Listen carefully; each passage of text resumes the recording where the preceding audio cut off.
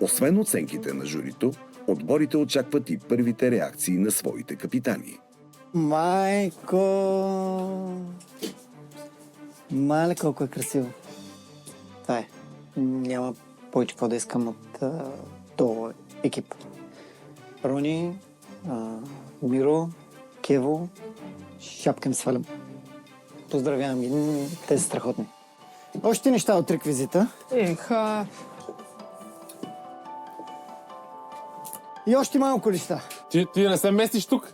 Нещо такова, май. Като пристигна с целия реквизит, ние бяхме подготвени. Той си каза още вчера, че ще дойде. Така, често казвам, добре се получи. Ево, Да, аз сега искам да знам. давай. Кой ще прави 200? Да. Андрей, кой? Въобще не ме интересува. Знам, че аз лицеви опори няма да правя. Добре, на вас харесва ли? Това, което ми харесва в стаята е, че е тотално различно от всичко, което сме правили до момента. Осветлението в гардероба. Но всичко много ми харесва. Няма нещо, което да не ми харесва в момента. Черешката на тортата на тази стая е гардеробната. Тя е диамант. Рискувахме до някъде и в момента резултатите са на лице, които са феноменални. Направо, да ви кажа честно, нямам търпение да направя клипче на стаята, че го продаваме. В крайна сметка, ето го. Успяхме да излезем от нашите рамки и да сме там, където искаме да бъдем. С този апартамент. Като бях малък, си мечтаех да имам огромен гардероб с костюми, наредени по цветове.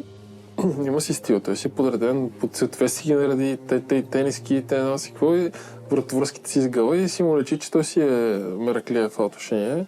Между другото, много често се случва, когато започнем да продаваме апартамент, голяма част от апартаментите хората не живеят в него.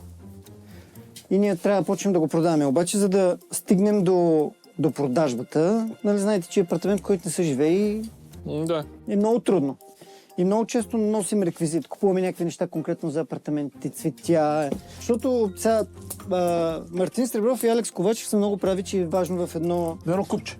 в едно помещение да има усещане и душа. Продажбата винаги е чрез емоция.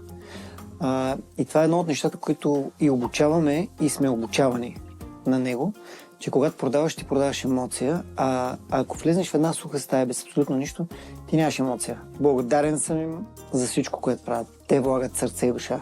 Не са спали, не са яли.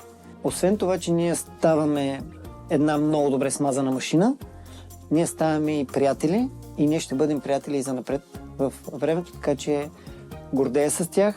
Радвам се, че съм капитан на този отбор. Радвам се, че те избраха мен и този апартамент и съм сигурен в крайния резултат.